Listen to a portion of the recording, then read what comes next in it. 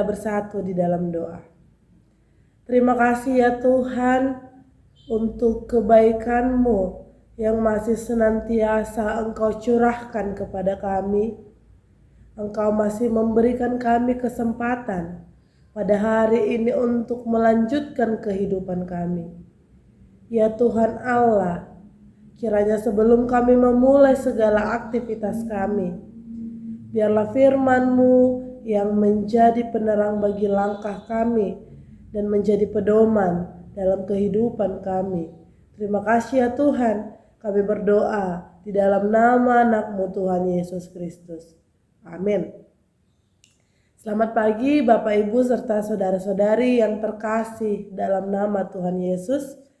Firman Tuhan yang menyapa kita pada hari ini, hari Selasa, tanggal 16 Agustus 2022, diambil dari Yesaya 55 ayat yang ketiga.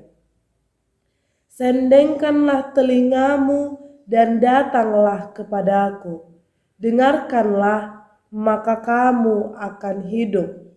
Aku hendak mengikat perjanjian abadi dengan kamu menurut kasih setia yang teguh yang kujanjikan kepada Daud. Demikian firman Tuhan. Saudara-saudari yang terkasih, dalam undangan pernikahan biasanya sering dikatakan dengan kerendahan hati kami mengundang saudara-saudari. Hal ini menunjukkan bahwa si pengundang mengundang kita untuk menunjukkan kerendahan hati mereka. Saat ini firman Tuhan yang menyapa kita pada hari ini juga merupakan sebuah undangan untuk datang kepada Tuhan. Saudara-saudari yang terkasih, jika tadi kita perhatikan, setidaknya ada 3 kata kerja yang digunakan sebagai perintah untuk kita lakukan melalui undangan ini. Yang pertama, sendengkanlah telingamu. Yang kedua, datanglah kepadaku. Dan yang ketiga, dengarkanlah. Saudara-saudari yang terkasih dalam nama Tuhan Yesus Kristus, melalui firman Tuhan ini, melalui 3 kata kerja ini, kita bisa melihat betapa pentingnya pesan yang hendak disampaikan Allah melalui undangan ini. Dikatakan tidak hanya sendengkan, namun datanglah dan dengarkanlah. Sendengkan artinya memiringkan, mengarahkan telinga kita kepada yang hendak memberikan pesan kepada kita. Namun tidak berhenti disendengkan saja yang mungkin hanya sekedar mengarahkan telinga, namun kita diminta untuk datang. Datanglah supaya apa yang hendak disampaikan lebih jelas lagi kita dengarkan karena jarak kita sudah semakin dekat. Lalu katanya lagi, dengarkanlah. Sudah semakin dekat namun masih ada perintah, dengarkanlah. Supaya kita dengan fokus menantikan, mendengarkan apa yang hendak dikatakan oleh sang pemberi pesan. Dengarkanlah, maka kamu akan hidup.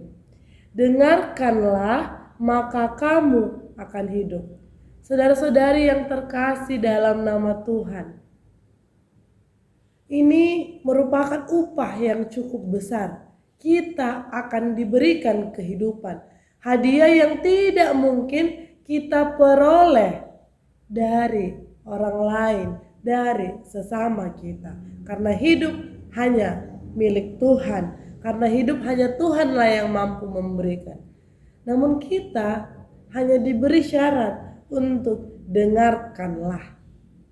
Saudara-saudari yang terkasih, Tuhan melakukan berbagai macam hal yang jauh dari kemampuan kita. Namun Tuhan minta satu kepada kita, dengarkanlah. Saudara-saudari yang terkasih, mungkin di dalam kehidupan ini kita sering sekali menolak undangan, menolak untuk datang keundangan seseorang. Namun saat ini ketika Allah sedang mengundang kita, apakah kita sanggup mengabaikan undangan yang cukup penting ini? Kira-kira ketika kita mengabaikan pesan ini, mengabaikan undangan ini, apakah kita tidak akan merasa bersalah? Apakah kita tidak akan merasa rugi dengan upah yang sudah disediakan Tuhan, bahwa Tuhan akan memberikan kehidupan kepada kita? Saudara-saudari, undangan ini kemudian dilanjutkan bahwasanya dalam undangan ini kita akan mengikat perjanjian dengan Allah. Allah akan mengikat perjanjian dengan kita. Ini menunjukkan bahwa Allah lah yang menjadi tokoh aktif dalam perayaan ini, dalam undangan ini. Allah lah yang mengikat perjanjian dengan kita.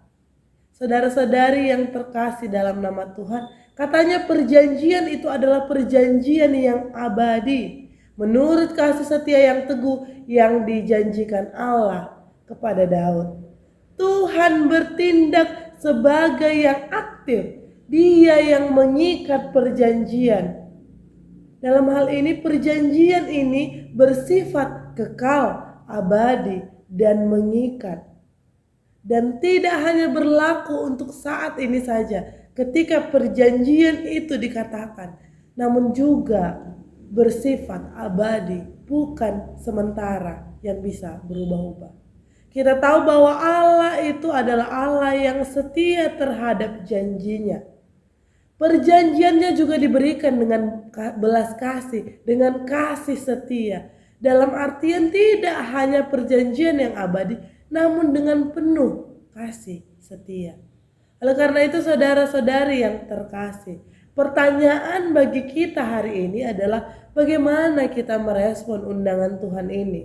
Dan kemudian bagaimana kita hidup di dalam perjanjian yang telah diikat oleh Allah, yang telah dibentuk oleh Allah. Saudara-saudari yang terkasih, benar memang bahwa Allah lah yang mengikat perjanjian itu. Tapi kita sebagai pihak kedua juga harus turut menghormati perjanjian yang telah dibentuk Allah kepada kita. Lalu melalui apa kita hidup dalam perjanjian? Melalui kehidupan kita sehari-hari. Melalui kita menghormati perjanjian itu dengan melakukan segala sesuatu yang baik, yang sesuai dengan kehendak Allah.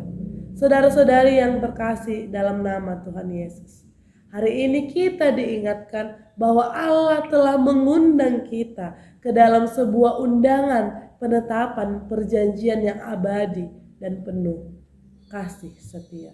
Oleh karena itu mari kita datang kepada Tuhan. Jangan abaikan undangan Tuhan, karena Tuhan menjanjikan kehidupan yang kekal bagi kita. Selamat menjalani aktivitas saudara-saudari yang terkasih dalam nama Tuhan. Tuhan Yesus memberkati. Amin. Kasih karunia dari Tuhan Yesus Kristus serta kasih setia Allah Bapa dan persekutuan Roh Kudus memberkati dan menyertai kamu sekalian hari ini, esok, dan sampai selama-lamanya. Amin.